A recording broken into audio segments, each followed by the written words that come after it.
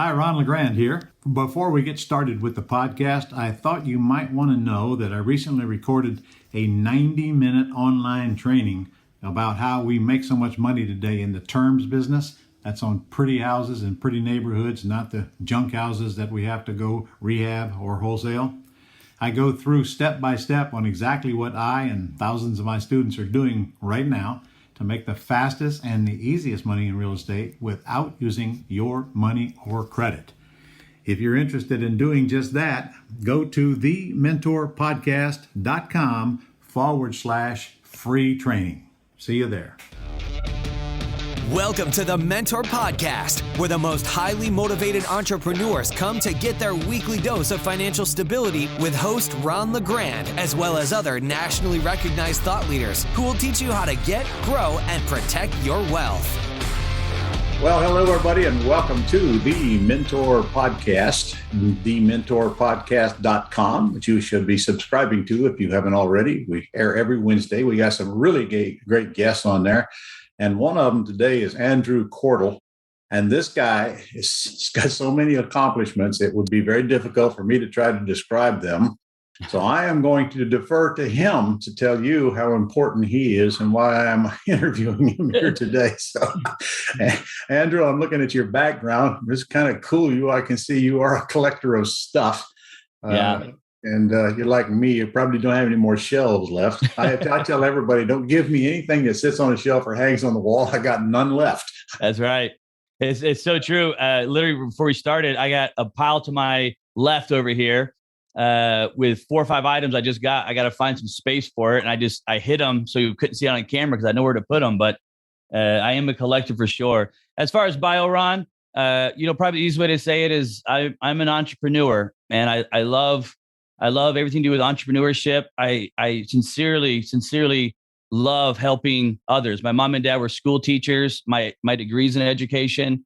And I just truly love helping entrepreneurs, real estate investors that are getting going. In my week, I interview a ton of people. I have all these big meetings and people come in my office. But my favorite part is when I woke up today and I have 4 podcasts today. And I absolutely love it, man. Nothing makes my heart happier when it's podcast day for me. Yeah, and you don't have to leave your home. Are you in your home or your office? I'm in my office right now. And you're in Salt Lake? We're over in Salt Lake. That's right. And your weather's absolutely gorgeous today, right? We have half our staff missing from yesterday and today because there's freaking so much snow. I told Ron I got a place in Florida just like 20 minutes from him. And I'm in the wrong freaking state right now. I need to get back home to Florida, man, where the weather's better, the taxes are better, and the freedom's better. Yeah, and the governor's better. That's right, man. Okay. So listen, you've done a lot. In fact, you've been a hard charger for all the years that I've known you. And you're into so many things, it's kind of hard for me to keep up with them. Sure. What are you working on mostly today? 2 things really. We have 23 companies here, me and my partners. It's $1 billion empire we have here. We do a ton of real estate development. We have a commercial development, just over $1 billion right now in development. But my other partner heads up a lot of that. The 2 things I'm working on the most right now are we have a group called the Power Room, and the Power Room is CEOs only, multi-million-dollar CEOs of a mastermind from all backgrounds. So it's not genre specific. You just have to be a CEO and you have to be a multi-million-dollar CEO. And we just had our last event in Las Vegas last week, and we had Mike Tyson come out to it, and that was absolutely insane. He's a rare bird, man, rare bird. Yeah, I agree. I met him one time. He is a rare bird. I don't know how else to describe it. It's just so. I had to interview him on stage, and it was like trying to tame a tiger by the tail, man. It was crazy. I got some fun stories from it, but I really enjoy that because again, that's helping CEOs with each other. So it's a little bit of a different type of mastermind. I love that one. And then the second thing I got going on right now is I play a lot, Ron, in the NFT space right now. And we're doing a lot with collectibles. As you see behind me, we built a massive trading platform focused on mainly what's called collectibles, and we're turning them into NFTs where you can trade and sell your collectibles / NFTs on that. You got to tell us what NFT means first, though. NFT stands for non-fungible token. And, a lot of times, Ron, in entrepreneurship and in business, when new things come out, and rightfully so, when new things come out, a lot of people are skeptical, which I think is good. And sometimes if they're not careful, they'll get negative with it because it's a new thing. But NFTs, I fully believe are going to be the way of the future. It will be 10 years from now. A lot of things in this world are going to be different, and it's going to be a lot of off of NFTs and what they do and how they work. So, Ron, even in real estate, in real estate, it's all about staying ahead of the curve. That's where, if the market's going up, the market's going down. Our job as real estate investors is to make sure we're staying ahead of it. We want to be the first ones there, not the last ones there. In the gold rush in 1849, you wanted to be the first ones there because they were simply bending over and picking up out of the creek. But if you were 10 years later got there, you're the ones that had to reroute the river and blow up mountains just to find the dust. And so knowing what we know now, we want to be the ones selling all the tools to them, not the exactly. Exactly. Sell the shovels, man. Sell the shovels and picks. But that's NFTs for you in a nutshell. Think of it as a gold rush, and you want to be the first one there, not the last one. So, what kind of real estate developments are you doing? We do mainly commercial. So we have everything from apartment complexes. Our last one we just finished up was $125 million building that we built from ground up. And then we sold it off. We sold that whole thing. It's almost just like a fix and flip. Mm-hmm. I've done, 500 plus of those. And it's just a bigger model, if you will. And then we do right now a lot of warehouse space, kind of let's call it flex space, where it's a mixture of warehouse / some office space. Yeah. Those are really, really hot right now. Really popular. We had some office space, but with COVID and everything going on, we kind of paused on some office we were building. Yeah. The building I'm sitting right now is 89,000 square feet. We own this one. And then we have some housing developments, 3 of them going on that are strictly housing. And then our biggest one is a mixed use where it's we have a little bit of a retirement section. We have condos, townhouses, commercial inside of it. One of those mixed use space is our biggest one we got going on. Okay. But you didn't start there, Andrew. No. So I want to go back to your beginnings. And first of all, how long ago was that? So I'm 39 right now. And I bought my first house, Ron, when I was 22 years old. I got out of college. I told you I was was in college to be an educator, a school teacher. That's what my mom and dad were. And I went to college to get to school, an educator, because that's all I knew. But my mom and dad didn't tell me how much they made. I knew we were poor, but we never talked about money. It was never mentioned. And I never forget it. You didn't have it, huh? Yeah. So if you don't have it, you don't talk about it. It's evil. It's bad. Yeah. And so when I got to my freshman year of college, I was meeting with kind of the counselor, and somehow or another, it was just like end of my freshman year, and somehow or another got brought up, and she told me what the average teacher was making at the time. I think it was like $38,000. Yeah, wasn't much. And I was like, whoa, wait a second. And that's when it first dawned on me, I got to do something different. And I started a little company in college. I had no money, and I started a window cleaning company where we just clean windows commercially and little storefronts. And by the time I was a senior, that was $1 million company that I had built from my sophomore year to my senior year. And I was running it from my dorm room if you remember those old Blackberries, I was sitting in a bunk bed on a Blackberry, renting $1 million window cleaning, had like 5 college students working for me. And I left there, and I knew that I wanted to get into real estate. And I knew that from hearing guys like you, Robert Allen, Ron LeGrand, Robert Allen, Kiyosaki. I was reading the books, and I would go to class, Ron, and we'd be teaching maybe English, and I would have another book inside of my book on real estate, and I was reading them. And I made a decision. I said, as soon as I graduate, and I'm gonna give you a plug here because you don't know this, but your philosophy that probably changed more of my life with 3 words than anything that I ever did was ready, fire, aim. Huh. And I remember when I was in college, I said, look, when I get out of here, I don't know everything about real estate.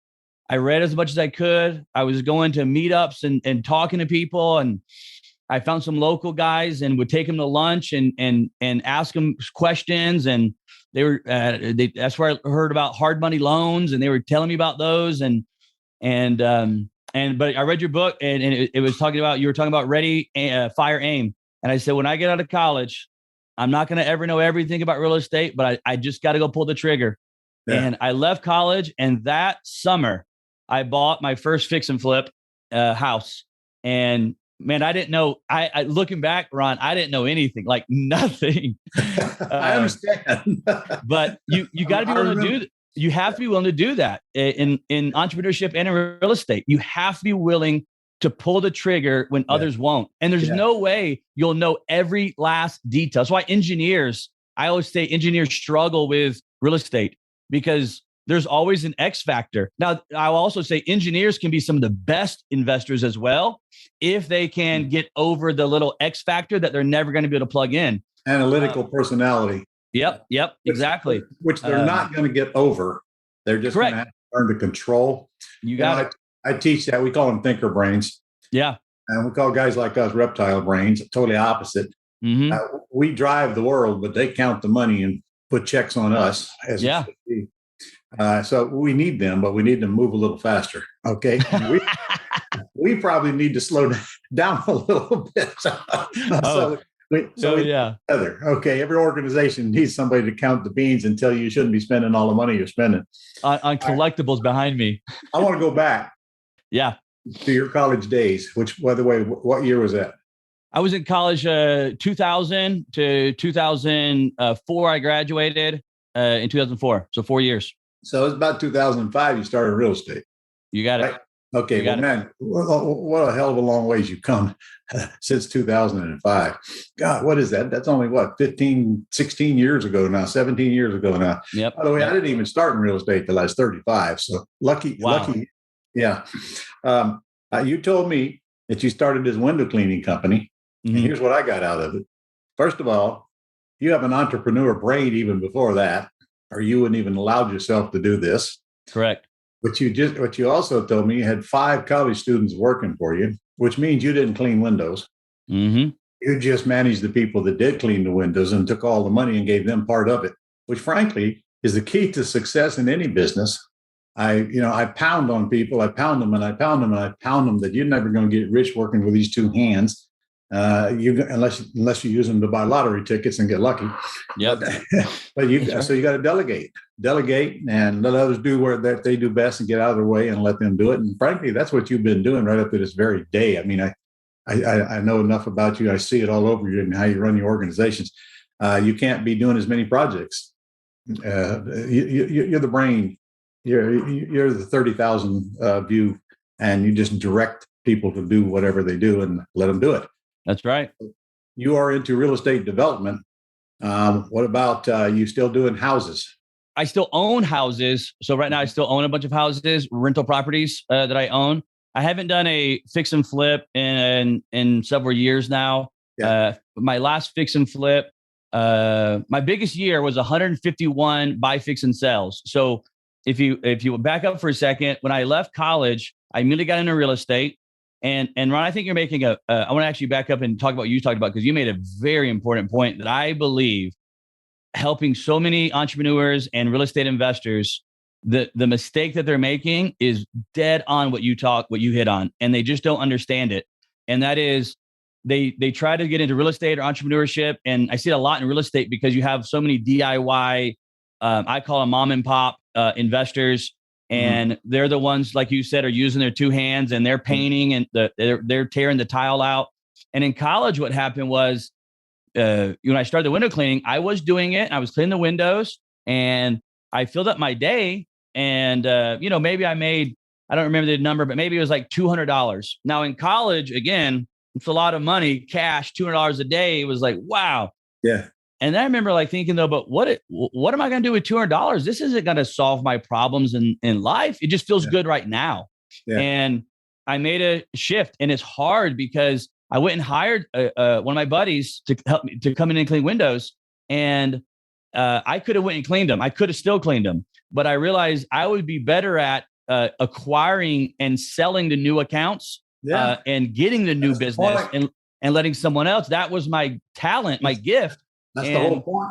Yeah. And eventually, I'll never forget it. Where it finally hit me, Ron, was I was at college and we were at some softball, tournament that the college was putting on, and I had there might have been a couple girls around me at the time. I can't remember, but there were. And one of my workers came up to me, and because the window cleaning, they paid all cash. So when you clean a window at a little restaurant, they give you the cash. And he came up, walking up to me, and he said, "Hey, man, I this is from yesterday's and 2 days ago money or whatever." And it was from him and some of the other guys. And I remember he handed me a stack of cash, folded up, and it was from all the guys cleaning windows the last 2 days. And he handed me a stack of cash, and everybody was looking at me, and it wasn't supposed to happen. And everybody was looking at me like, "How did you get all?" I look like a drug dealer at campus.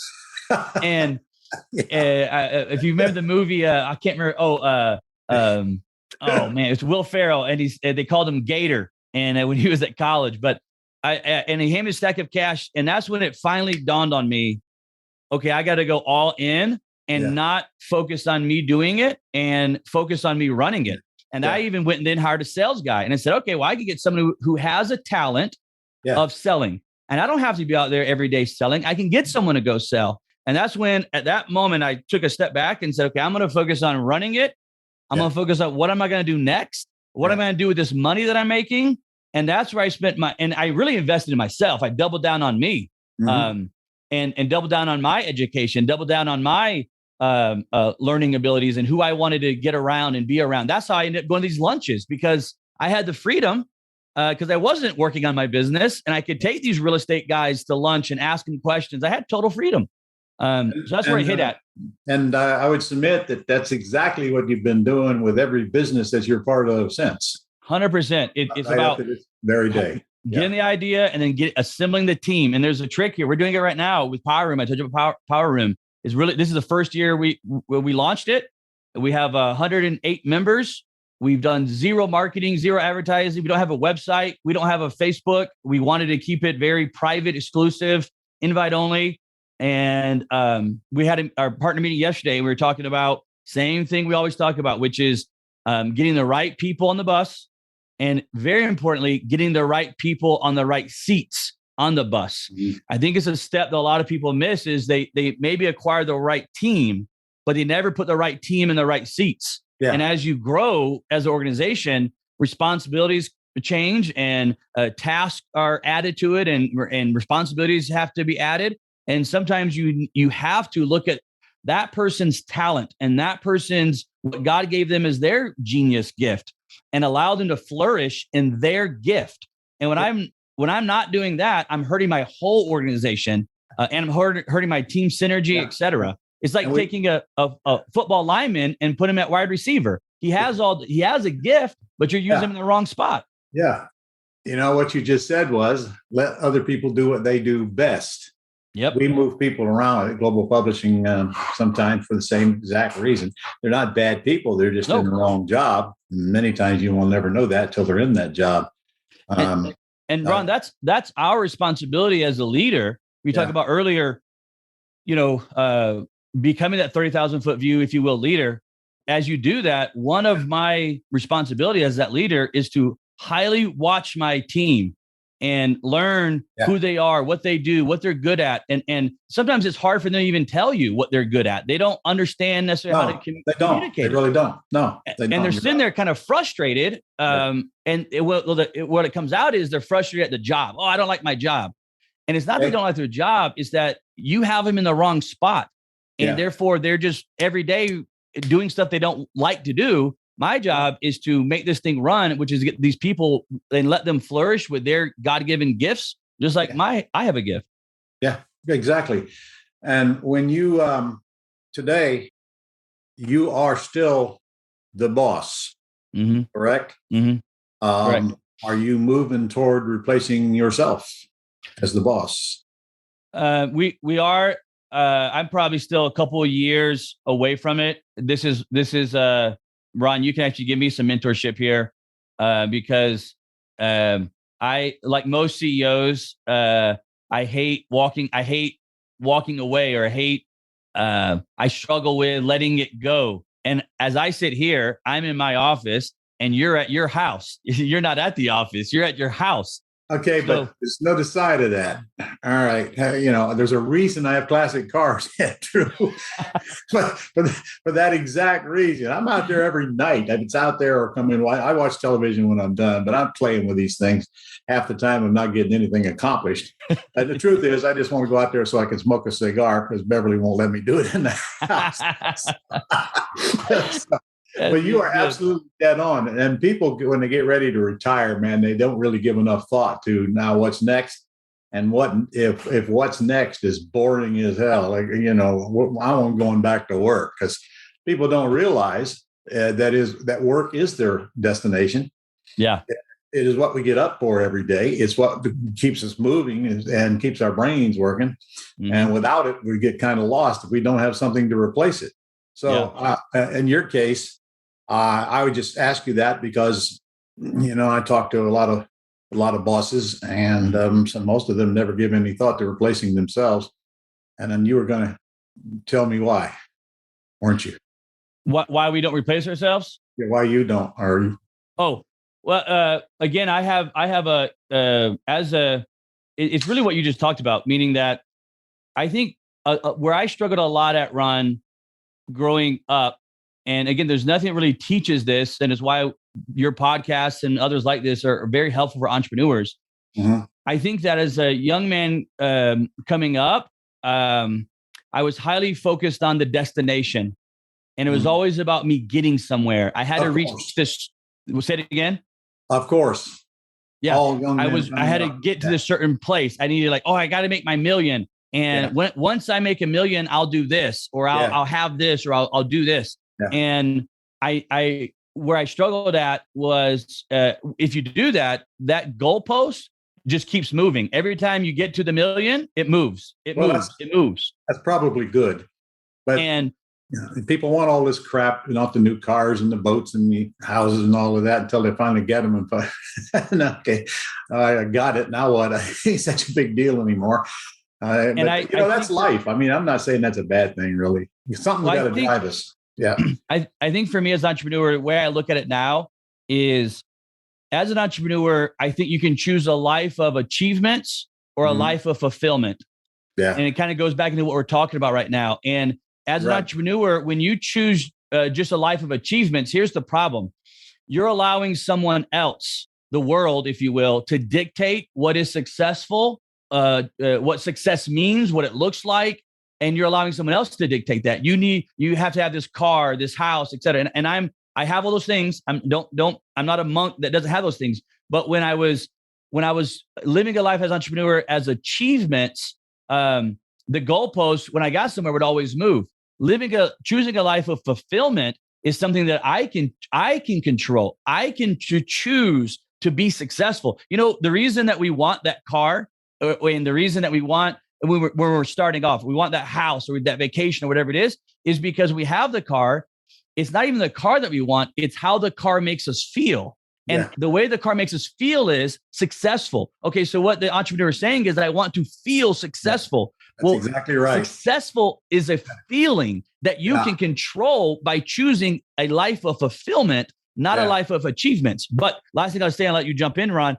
When you choose a life of fulfillment, what you'll find is all your achievements will come along with it. Yeah. Because for me to be fulfilled, I do need those things because that is part of what is going to make me fulfilled. But when I only choose fulfillment and I have to have that next thing, the next thing, the next thing, it's what messes me up in life. And I lose focus on what's really important. I retired my mom and dad as I made more money. And it was nothing in this world to this day has brought me more joy, happiness, love, fulfillment than retiring my mom and dad.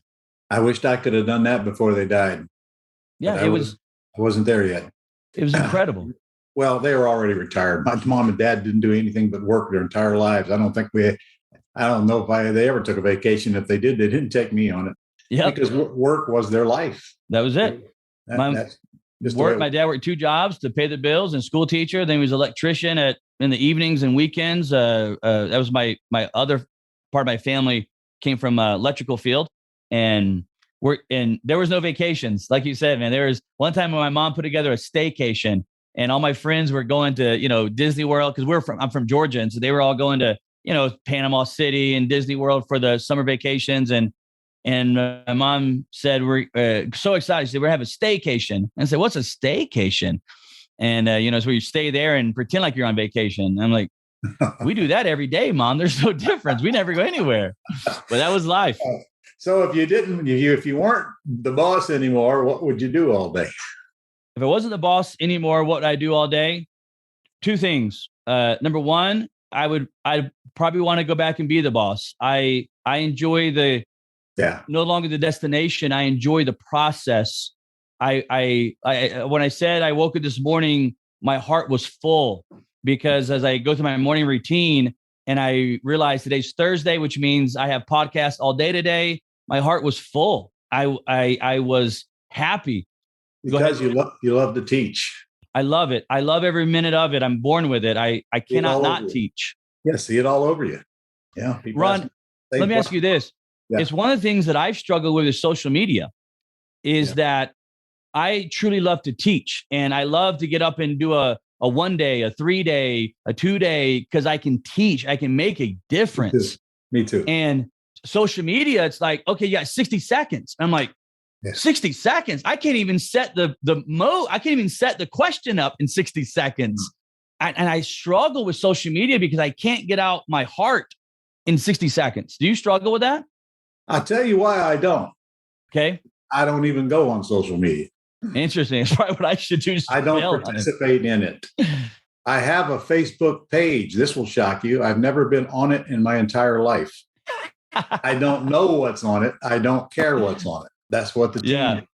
If I started participating in all of that crap that spread on the internet, it would suck up my entire life, probably bother me because I'd be pissed off at some of the stupid stuff people say. Yeah. And it would affect my decisions. So I just don't want to, besides, I just don't want to do it. I don't want to take time to do it. I mean, I'm on the internet a lot, usually on Amazon ordering something, but I do not participate in that social media stuff. I just don't. Now I have a team that does what's necessary, such as the Facebook page, but it's not going to be me. And I'm going to tell you, without the team, I'd still shut it off. You wouldn't see me online. I wouldn't even have an online presence, and I don't care. Yeah. And I never did, Andrew, from the very beginning, go find out what somebody's saying about me or who's criticizing me and all that, because I know where that comes from. It's all garbage anyway. So I'm not going to let it affect me. And it's worked well for me over the years. Yeah. I just go through life trying to keep my promises and do what I say I'm going to do and do the best that I can do. That's all I'm going to do, regardless of what morons on the internet. Some people just live to criticize, condemn, and complain, and that's what they get out of life. And I'm not going to be one of them. And if you don't believe that, just watch the heads on TV, just watch the CNNs. And my wife lives on Fox News, for crying out loud. Oh God, she thinks Biden is the devil. Okay, which I'm not sure, but I just can't sit there and watch all of those talking heads back and forth saying the same thing over and over and over again. I don't care what channel it's on. So I just stay away from it, and then it doesn't affect my decisions. So I guess here's a thought in your case. Let's say you replace yourself. I know what you do. I know exactly what you do. You go build another business. That's what you do. That's what you do. Okay. Or you go build another building. Because, if you replace yourself, that doesn't mean you're out.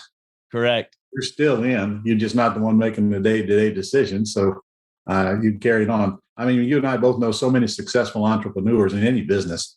One of the fastest ways to get rich is go buy or build a business and sell off the business, as you well know. I made a lot of money in that. But our listeners today came to me to learn about single-family houses. Let's talk about it.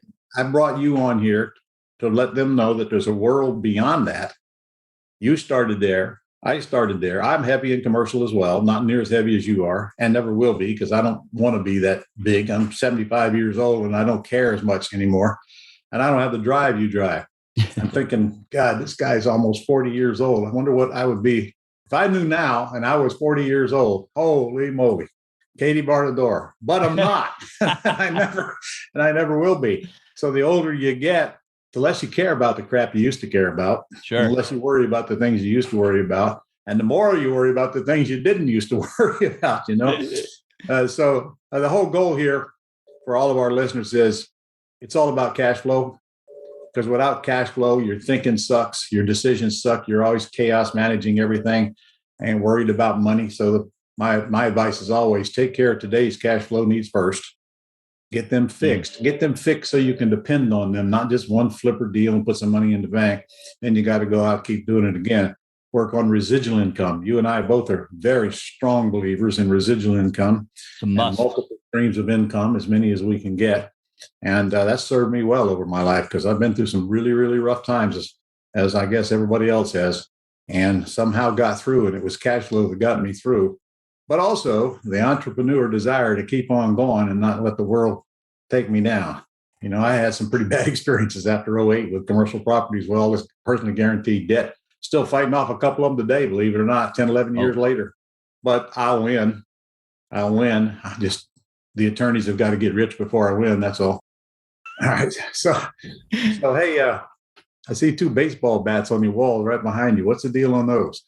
Man, there's so much stuff on that wall. I love sports, love history. On one bat, the bat on this side is signed by, I'm a Yankees fan, so that's signed by, autographed by Yogi Berra and Don Larson, who pitched the perfect game. Yep. No way. That soccer ball right there, you see, is signed by Pele, the soccer player. Let's see, above it, you can't really see it, but there's Mike Tyson's autograph. And the bat over here is Ted Williams. This right here, Ron, if you can see this. Really? Yeah. If you can see that right there. This right here is a 1923 original basketball from New York City, that I bought. I got to show you this one, Ron, because I know you love history. Let's see, I need to go that way with it. Yeah, I can see it. All right. So this right here, tilt it down. This right here is a miniature replica of the atomic bomb dropped in World War II. And it is autographed by the pilots who flew the actual plane. No way. And this here, in this, you can barely see this, but there's a little box right there, piece of plastic encasement right there. And inside of that is a piece of the actual ground that they dug up and they sealed it where the bomb hit right here. This is a piece of history, World War II right here. I have so much stuff. This one is unique. It's on my desk right here. I don't know if you can see that, maybe too far away. Yeah. Can you see that's $1,000 bill. It's America. Real? That they used to make it. And America used to have $1,000 bill. I think I remember that. Yeah. Right here is a $500 bill. Yeah. Beside that one. And I love them because they're history. They don't make it anymore. And the last one I'll show you, Ron, is behind those on my desk. I have this one right here. I don't know if you can see that one. This right here is a $100 trillion bill. $100 trillion bill from the Bank of Zimbabwe. And I show it, I leave it on my desk up here so everybody comes in, sees what socialism and inflation will do to our money. Yeah. If we keep going down this road. It's a $100 trillion bill, not worth 2 pennies here. Sitting on my desk. Right. Well, listen, first of all, I want to make sure you have this mastermind group. How would one contact you if they are interested and feel like they'd qualify for that? Yeah, if they're a CEO in a multi-million-dollar organization that wants to network with other like-minded CEOs, honestly, the best way is go to my actual personal Instagram. And I'm with you on, I don't run my Instagram. My team runs it. I don't post. I don't know how to post. People laugh at me. I don't either. I don't know how to post. But one thing I do is if you message me, DM me, I I respond to all the people personally on the DMs that are asking sincere questions. You know, how do I do this or what's this? And I just enjoy, again, I love teaching, Ron. And at night, instead of watching TV, or sometimes the TV will be on in the background, and I'll just sit there and answer people's privately their questions. And so that's honestly, that's the best way to, if you're interested to get a hold of me, is do that way right there. And we'll see if you can qualify and get into it. And Ron, I got to get you to come out and speak at it is the main thing. It's the reason I wanted to be on this podcast. One reason was I want to make sure you get out here and teach at it. We had Robert Allen's a member of it, your buddy. Really? Yeah, he's a member of it. And he's taught at it before. And I'd love to have you come out here and teach at it as well. Well, would you make a note to send me the information on it? So that maybe I should be a member of it. I will. I'll be more than happy to get a note out to your team. And if it's Jennifer there that still does all of it, or whoever it is there, I'm happy to do that for you. But I sure want you to come out and teach at it, man. You're a legend. And one thing, if I can say, Ron, is to the members listening about single family, Ron was talking about earlier. One point I want to make about single family is what gave me everything, Ron. Without single family, I wouldn't be sitting here today. It is the birth of my career was a single family, 3-bedroom, 2-bath house I bought when I was 22 years old and flipped it. And I could not push more people to start in single family. I know there's a lot of hype and buzz and energy of, go to apartments, and they're fun. There's a lot of cool stuff. Yeah. But single family to me is where everybody should start at. There's so many things to learn and absorb inside of it. And I did for 10 years almost, I did nothing but single family homes, fix and flips. And I lost everything in 2008, Ron. And the reason I lost it was I didn't understand cash flow, what you mentioned. Huge point for you if you're listening today. I cannot stress it enough. I was a full-time fix and flipper and had more houses, 30, 40 houses going at a time of fix and flip. But when that market shifts, and it always shifts. I don't care what the freaking news tells you. Yeah. It's all hype when they're telling you that everything is good. It's all hype anyway. Always shift. And the reason you lost everything is because your whole business was built on having to cash out right now. That's right. And I'm in the terms business, as you know, and the last thing I want to do is cash out. So a downturn helps me tremendously, makes everything easy, buying and selling. By the way, if you guys want to learn about what I do, go to ronlegrand.com/terms and go to an hour and 15-minute training on how we make it the money that took me about 25 years to figure out. So you actually have only been in the business about 11 years. Because you started in 2008. Reality. I moved in. I mean, my wife left me. I lost my house, my personal house, my cars. Lost all the achievements, quote unquote, and I had to move back in my mom and dad's basement in 2008. And so I've been rebuilding since then. But one more thing, Ron, I want to talk about to say to the people, looking back in all my real estate career. The mistakes that I made is what you teach, and I was a fool not to understand more of understanding terms. Yeah. My God, if I could go back to that point then and understand lease options, land contracts, subject to all these deals, it is the secret. It is the secret that so many entrepreneurs or real estate investors think they're too good for sometimes. And, I'm just going to go put 20% down and buy a house. And it's like, my God, if you only knew what was out there. And that would be the thing I'd tell your listeners is single family, freaking put your energy into terms. Is the word that you use. I call it, whether you want to call it creative financing or whatever it may be, put your time in that. It is the catapult. If you want to get into where I'm at now, go there. You're not going to jump from single family to Andrew Cordle's position without having the cash flow. You just aren't. Not going to happen. Come to me, I want to get into the apartment business. Well, that's great, but without having any knowledge of real estate, your chances are extremely slim of jumping from nothing to buying big apartment buildings. Agreed. In other words, you can't go from the gutter to the penthouse in one leap. We're going to work our way up. I have nothing against apartment buildings. I'm in commercial myself. I got a commercial mastermind group of my own and all of that.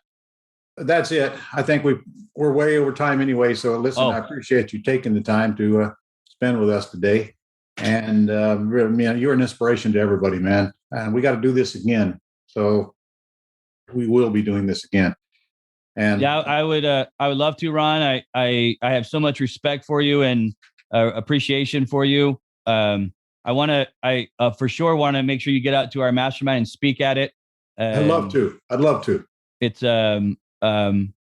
probably, just so you know, there's probably I'm going to say, out of the 100, so when you come and speak, depending on when it is, there'll probably be 200 plus members there. But probably 30% are real estate guys. They all love Robert Allen because they all started so they all love you. As soon as you walk in, you're going to be a legend there, and it would mean a lot to the guys for sure. And if you want to be a member, I grandfathered. I've only done it to 2 people. And Robert was one of them. I grandfathered them in just because of what they did for the industry and people. So if you want to do that, I'm happy to grandfather you in as well. Of what you, man, that's a hell of an offer. I appreciate what you have accomplished and done for so many. I just know that when you get there's so many people that's going to say, I read your books. I did your stuff. And so I'd love to grandfather you in if you ever want to be a part of it. All right, this podcast is going to go on forever, so this is worthless information to everybody listening. So it'll be long gone. But when is your next meeting? Next meeting is February. So February 28th is our next meeting. We do one every other month. We do them. And live meetings now? 6, a total of 6 meetings a year. Live meetings. Oh, live. Yeah, these are all live. No virtual. We only do them live. That one, we haven't made the final destination, but it's going to be on the East Coast. So most likely it's going to be in Florida. That one's going to be at. So now I may for sure get you in it because it's going to be in Florida on that one. Well, I'm going to be at that one. So I count on it. So we got to get in touch here so I can get all the information. I'm happy to do it. Well, thanks again, Andrew, for taking the time to be on the show today. And I'll be on yours anytime you ask, as you well know, about any kind of subject you want to talk about. Yeah. On the next one. So you're truly an inspiration to folks, where you can go from to and how fast you can do it. For the amount of time that you've actually been in this business, incredible. That's an incredible journey where you've been. And your mindset needs to be incorporated into everybody we run across, because that's the only thing it is, was located right there. That's it. You got it. That's it. Well, thank you. Thank you, Ron. That's all for this edition of the Mentor Podcast. To connect with Ron and learn how you can attain financial freedom, as well as up-to-date strategies to grow and protect your wealth based on today's discussion, go to www.connectwiththementor.com.